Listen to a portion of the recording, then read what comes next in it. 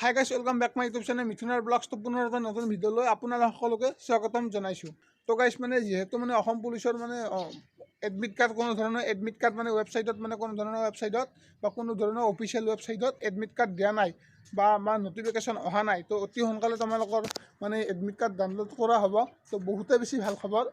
আৰু মানে তোমালোকৰ ইণ্টাৰভিউ কেতিয়া হ'ব, এডমিট কাৰ্ড মই ক'লোৱে অলপ আগত, এডমিট কাৰ্ড অতি সোনকালে হ'ব তোমালোকৰ ডাউনলোড। তো তোমালোকৰ এই ভিডিঅ'টোৰ জৰিয়তে সকলোখিনি আপোনালোকক জনাব বিচাৰিছোঁ, এডমিট কাৰ্ড কেতিয়া দিব, নতুন পুলিচৰ ভেকেঞ্চি ওলাইছে নেকি, সঁচাকৈ ওলাইছে নেকি। তো এই ভিডিঅ'টোৰ জৰিয়তে আপোনালোকক সকলোখিনি ডিটেইলছ জনাব বিচাৰিছোঁ। তো স্কিপ নকৰাকৈ ভিডিঅ'টো আপোনালোকে শেষলৈকে চাই থাকিব। তো গাইছ মানে মই তোমালোকক এইটোৱে কৈ আছিলোঁ যে নতুন ভেকেঞ্চি মানে আকৌ ওলাব। হয় বন্ধুসকল, আকৌ নতুন ভেকেঞ্চি ওলাব।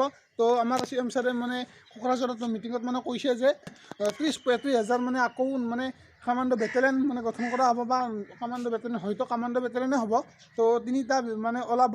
তো কামাণ্ডো বেটেলিয়ন তো আকৌ এইটো মানে বহুতে বেছি ভাল খবৰ। মানে তোমালোকে যদি ৰানিং কৰাও নাছিলা, ভালদৰে মানে ৰানিং কৰি থকা, প্ৰেক্টিছ কৰি থকা, আৰু মানে অতি সোনকালে মানে নতুনকৈ মানে ভেকেঞ্চি ওলাব। তো হয়তো মানে ডিচেম্বৰৰ মানে এইটো লাষ্ট উইক চলি আছে ন, হয়তো মানে 2023-24 মানে আকৌ নতুনকৈ মানে নিউ ভেকেঞ্চি মানে 30-35,000 মানে ওলাব। বুজি পাইছেনে? তো সেইকাৰণে কৈছোঁ, তোমালোকে যদি প্ৰেক্টিছ কৰাও নাই তো ভালদৰে এতিয়াৰ পৰা প্ৰেক্টিছ কৰি থকা। আৰু আমাৰ যিটো মানে আছাম পুলিচ মানে আছাম কামাণ্ডো বেটেলিয়ন, তাৰ মানে যিটো মানে এপ্লাই অনলাইন হৈ গৈছে, তো মানে অলৰেডি এপ্লাই অনলাইন হৈ গৈছে। তো এতিয়া মানে এডমিটৰ কাৰণে বহুত ল'ৰা ছোৱালীয়ে মানে ৰখি আছে, বা বহুতে মানে ৰখি আছে। তো ৰৈ আমনি লাগি গৈছে। বৰ নহ'বা, তোমালোকে ভালদৰে প্ৰিপাৰেশ্যনটো চলাই যোৱা।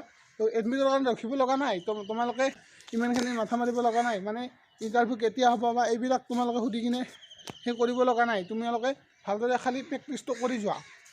এডমিট কাৰ্ড কেতিয়া দিব, ইণ্টাৰভিউ কেতিয়া হ'ব, এইবিলাকত বেছি গুৰুত্ব দি লাভ নাই। তো তোমালোকে ভালদৰে প্ৰেক্টিছটো কৰি যোৱা, সময়ত গম পাবা। তোমালোকে যেতিয়া মানে ৰেডি থাকিবা, তেতিয়াহে তোমালোকে মানে ৰানিংটোত মানে পাছ কৰিব পাৰিবা, বা ভাল মানে ফিজিকেলত মাৰ্ক ল'ব পাৰিবা। তো সেইকাৰণে কৈছোঁ, এতিয়াও টাইম আছে। তো আগতে মানে কি হৈছিল, ফৰেষ্টত মানে যিটো ইণ্টাৰভিউ হৈছে, তো সেইটোত মানে বেছি সময় টাইম নাপালোঁ। তো সেইকাৰণে বন্ধুসকল মানে বেছি সময় নাপালোঁ, বা বেছি সময় নহ'লে এডমিট দিয়াৰ পিছতে মানে ইণ্টাৰভিউ পাতি দিছে। ইণ্টাৰভিউ পিছতে মানে সেনেকুৱা মানে চব মানে ফটাফট মানে পাতি দিছে। তো সেইকাৰণে কৈছোঁ, এইবাৰ যিহেতু এডমিট এতিয়ালৈকে ওলোৱা নাই, তো সেইকাৰণে কৈছোঁ তোমালোকে ভালদৰে প্ৰেক্টিছটো কৰি যোৱা। এডমিট ওলাব, অতি সোনকালে ওলাব। মই আগতেও কৈছোঁ, আৰু অতি সোনকালে ওলাব এডমিট ওলোৱাৰ পিছতে কিন্তু ইণ্টাৰভিউ পাতি দিব। তো বেছি সময় তেতিয়া নাপাবা।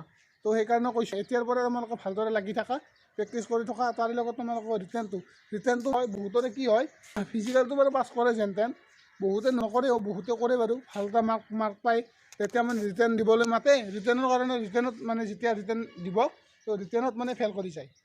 তো সেইকাৰণে কৈছোঁ, তোমালোকে এতিয়াৰ পৰা ৰিটেনটো চাই থাকা। ৰিটেনটো মানে বেছি নহ'লে অলপ হ'লেও তোমালোকে ৰিটেনটো তৈয়াৰী কৰি থাকা ৰিটেনৰ কাৰণে। তো আৰু কেছ মানে যিহেতু মানে নতুনকৈ মানে পদ ওলাব, বা নতুন মাহত মানে 2023-24 মানে নতুনকৈ যিহেতু ভেকেঞ্চি ওলাব, তো সেইকাৰণে কৈছোঁ তোমালোকে ভালদৰে প্ৰিপাৰেশ্যনটো কৰি থকা। তো অতি সোনকালে ইণ্টাৰভিউ হ'ব আমাৰ যিহেতু মানে অনলাইন এপ্লাই হৈ গৈছে, অতি সোনকালে হ'ব। তো কেতিয়া হয়, কি কথা, চবখিনি আপোনালোকক অফিচিয়েল আপডেট আহিলে চবখিনি ইনফৰ্মেশ্যন আপোনালোকক দি থাকিম।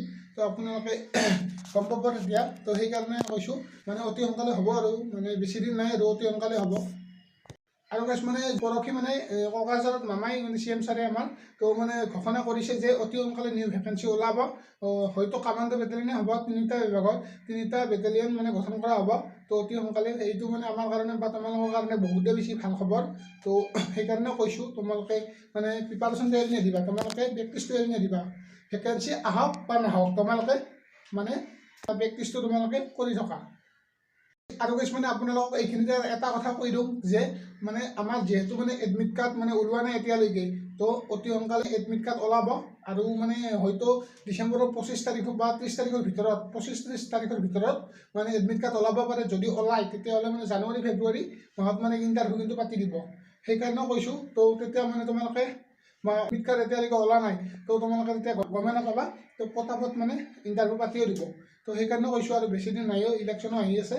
ইলেকশ্যনৰ আগত আমাৰ মানে ইণ্টাৰভিউটো ৰিক্ৰুটমেণ্টটো তো অতি সোনকালে মানে শেষ কৰিব আৰু গাইছ মানে আজি ভিডিঅ'টো এইখিনি আছিলে আপোনালোকে চাই কিনে কেনেকুৱা পালে জনাব যদি ভিডিঅ'টো চাই ভাল পালে তেন্তে লাইক কৰক কমেণ্ট কৰক লগতে আমাৰ চেনেলটো যদি নতুনকৈ চাইছে প্লিজ ছাবস্ক্ৰাইব কৰক আৰু গাইছ মানে আপোনালোকে ভিডিঅ'টো যদি চাই আছে এই ভিডিঅ'টো মানে যিমান পাৰে শ্বেয়াৰ কৰি দিয়ক তো আজিলৈ বাই বাই নেক্সট ব্লগত লগ পাইছোঁ দিয়ক আজিলৈ বাই বাই